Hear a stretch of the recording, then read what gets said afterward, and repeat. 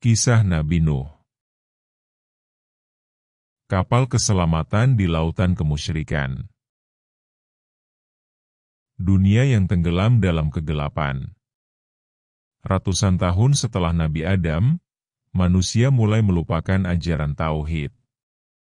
Mereka membangun patung-patung untuk mengenang orang-orang saleh, tapi perlahan, patung-patung itu berubah menjadi berhala yang mereka sembah. Syirik dan kemaksiatan merajalela.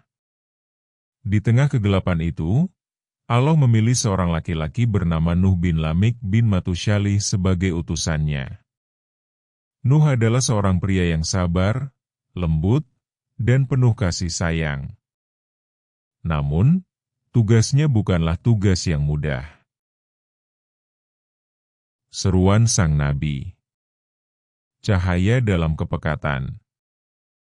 Nabi Nuh mulai berdakwah, menyeru kaumnya untuk kembali kepada Allah. Wahai kaumku, sembahlah Allah. Tiada Tuhan selain Dia. Sesungguhnya aku khawatir akan azab yang dahsyat menimpa kalian. Quran Surat Hud, ayat 25-26. Namun, kaumnya menolak. Para pembesar, atau orang-orang kaya dan berpengaruh, merasa terganggu. Mereka berkata, "Bukankah engkau hanya manusia biasa seperti kami? Apa keistimewaanmu? Lagi pula, pengikutmu hanyalah orang-orang lemah dan miskin." Quran Surat Hud, ayat 27. Mereka menghina Nabi Nuh. Setiap kali Nuh mendekati mereka, mereka menutup telinga, membalikan badan, dan bahkan melemparinya dengan batu. Namun, Nuh tidak menyerah. Selama 950 tahun, ia terus berdakwah, siang dan malam, secara terang-terangan dan sembunyi-sembunyi. Ia berbicara dengan lembut, mengingatkan mereka akan kebesaran Allah, tetapi tetap saja mereka membangkang. Mereka bahkan menantangnya, "Jika memang azab Tuhanmu itu benar, datangkanlah." Quran Surat Hud, ayat 32. Perintah membangun kapal. Ujian kesabaran. Suatu hari, Allah mewahyukan kepada Nabi Nuh bahwa tidak akan ada lagi yang beriman. Allah memerintahkan Nuh untuk membangun sebuah kapal besar. Buatlah kapal itu di bawah pengawasan dan wahyuku. Quran Surat Hud, ayat 37. Nabi Nuh mulai membangun kapal di tengah daratan, jauh dari laut. Orang-orang menertawakannya. "Wahai Nuh, apakah engkau sudah menjadi tukang kayu? Apakah engkau akan berlayar di daratan ini?" Mereka mengolok-oloknya, tetapi Nuh tetap sabar. Ia memotong kayu, memasang papan demi papan, hingga kapal itu kokoh berdiri, besar, megah, dan siap menantang gelombang. Banjir besar.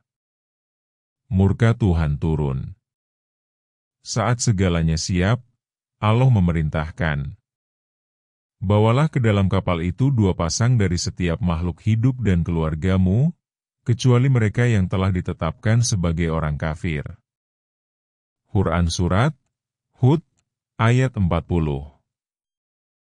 Hujan mulai turun, kecil pada awalnya, tetapi lalu berubah menjadi badai dahsyat. Air menyembur dari tanah, sungai meluap, dan dalam sekejap, bumi berubah menjadi lautan luas. Naiklah ke kapal. Dengan nama Allah kapal ini akan berlayar dan berlabuh. Quran Surat Hud, ayat 41. Gelombang setinggi gunung menghantam bumi. Bangunan megah runtuh, pohon-pohon tercerabut, dan manusia berteriak-teriak ketakutan. Mereka mencoba mendaki bukit, tetapi tidak ada tempat aman dari murka Allah. Di tengah badai, Nabi Nuh melihat putranya, Kan'an, yang masih berusaha menyelamatkan diri. "Wahai anakku, naiklah bersama kami. Jangan menjadi bagian dari kaum yang zalim." Quran Surat Hud, ayat 42.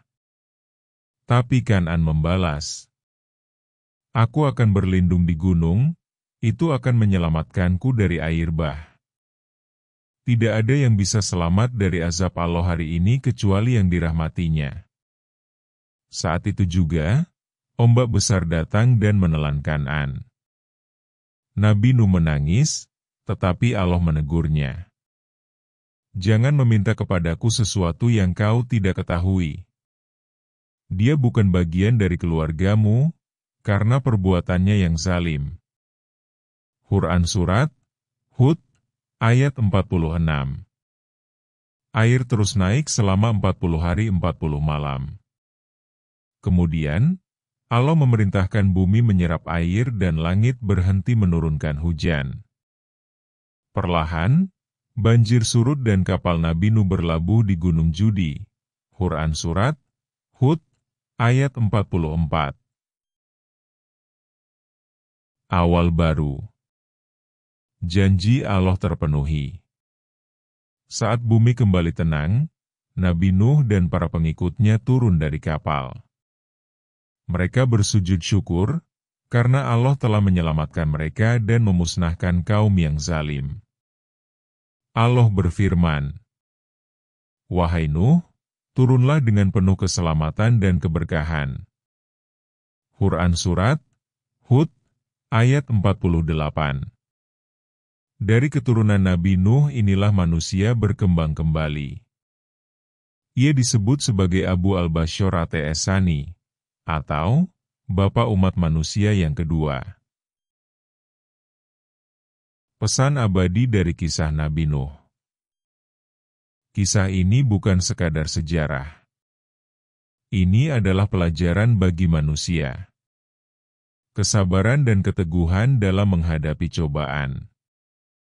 Jangan menunda tobat, karena azab Allah bisa datang kapan saja. Jangan sombong, karena harta dan kedudukan tidak bisa menyelamatkan dari murka Allah. Hanya mereka yang beriman yang akan selamat, bukan karena hubungan darah atau status sosial. Allah berfirman, "Sungguh, pada kisah-kisah mereka terdapat pelajaran bagi orang-orang yang berakal." Quran Surat Yusuf, ayat 111. Sumber-sumber kisah. 1. Al-Quran. Quran Surat Hud, ayat 25-49.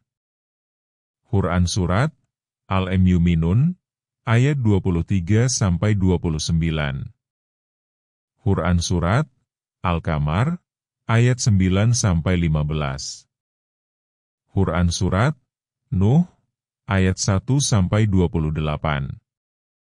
2. Tafsir. Tafsir Ibnu Katsir. Tafsir At-Tabari.